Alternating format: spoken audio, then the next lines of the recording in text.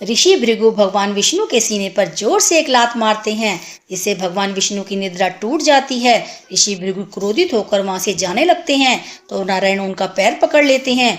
ऋषि भृगु क्रोधित होकर कहते हैं कि इतना उत्तेजित मत करो कि मैं तुम्हें श्राप दे दूं। तो भगवान विष्णु कहते हैं, कहीं आपके कोमल पैरों में चोट तो नहीं आ गई। तो ऋषि भृगु हाथ जोड़कर भगवान विष्णु से कहते हैं कि आप मेरी परीक्षा में उत्तीर्ण हुए, अब मैं अपने शिष्यों को बता सकता हूँ कि वह होने वाले यज्ञ में नारायण के नाम की आहुति दे सकते हैं और उस यज्ञ में माता लक्ष्मी को भी आमंत्रित करते हैं। लेकिन उनका निमंत्रण माता लक्ष्मी अस्वीकार कर देती है और क्रोधित होकर कहती है कि आपने जहाँ लात मारी है वह मेरा स्थान था, और क्रोधित होकर ऋषि भृगु को श्राप देती है कि ब्राह्मणों को लक्ष्मी कभी नहीं मिलेगी। तो ऋषि भृगु माता लक्ष्मी से क्षमा मांगते हैं, लेकिन माता लक्ष्मी उन्हें क्षमा नहीं करती है। तो ऋषि भृगु भगवान विष्णु से कहते हैं कि यज्ञ चाहे नारायण का हो चाहे किसी देवता का हो, लक्ष्मी रुष्ट हो गई तो यज्ञ कभी सफल नहीं होगा।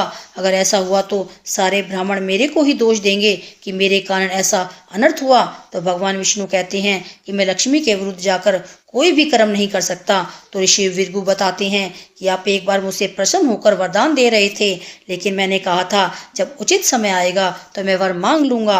आप मुझे वर दीजिए कि देवी लक्ष्मी मेरे घर में मेरी पुत्री के रूप में जन्म ले। तो भगवान विष्णु कहते हैं कि यह वर मेरे वश में नहीं है, मैं लक्ष्मी का प्रावध भला कैसे निश्चित कर सकता हूँ।